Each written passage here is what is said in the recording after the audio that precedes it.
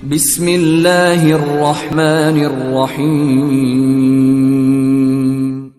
In the name of Allah, the Beneficent, the Merciful. السلام علیکم ورحمۃ اللہ وبرکاتہ.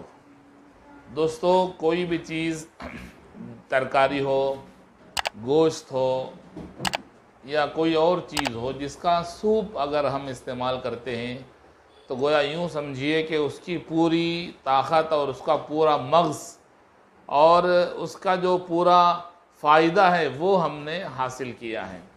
تو میں نے اپنے والد محترم رحمۃ اللہ علیہ سے سنا کہ آج کا کیسا ہے معلوم نہیں ہے، ان کے بچپن میں ایک ہوٹل ایسی تھی ویلور یا اس کے آس پاس میں کہ جہاں بکرے کے بکرے کا ایک سر پھوڑ کر ٹکڑے ٹکڑے کر کے اس کا گوشت، پھر پایا اور پھر کلیجی، گردے، دل اور بھیجا اور بوٹی، ساری چیزیں رات میں چولہے پر چڑھا دیتے ہیں، اس میں مسالہ ڈال دیتے ہیں اور پائے کے سالنے کی طرح، سوپ کی طرح وہ پکتا رہتا ہے دھیمی آنچ میں.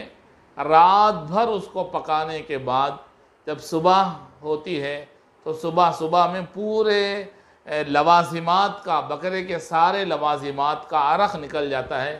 تو صبح میں پوری طرح نچوڑ کر پورے لوازمات کو الگ سے نکال لیا جاتا ہے اور وہ سوپ جو تمام لوازمات کا نچوڑ ہے اس کو پینے کے لیے ایک لمبی لائن کھڑی ہو جاتی تھی. لوگ فجر کی نماز کے بعد ایک کٹورا پی لیتے تھے.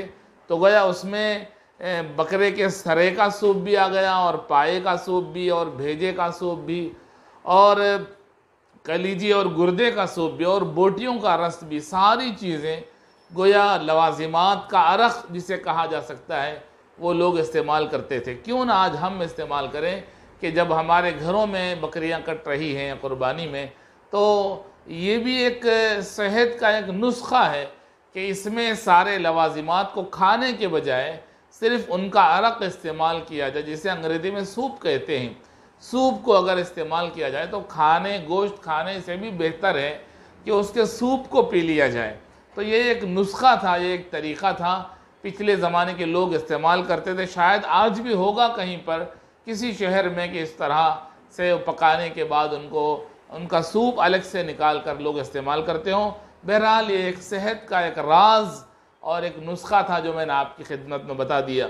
دوستو، اگر اس طرح کی ویڈیوز آپ دیکھنا چاہتے ہیں اور آپ کے فون میں نہیں آ رہا ہے تو آپ سے گزارش ہے کہ ہمارے چینل کو سبسکرائب کیجئے تاکہ روزانہ ہر ہماری نئی ویڈیو وقت پر آپ کے فون میں پہنچے اور اس کا نوٹیفیکیشن آپ کو ملے.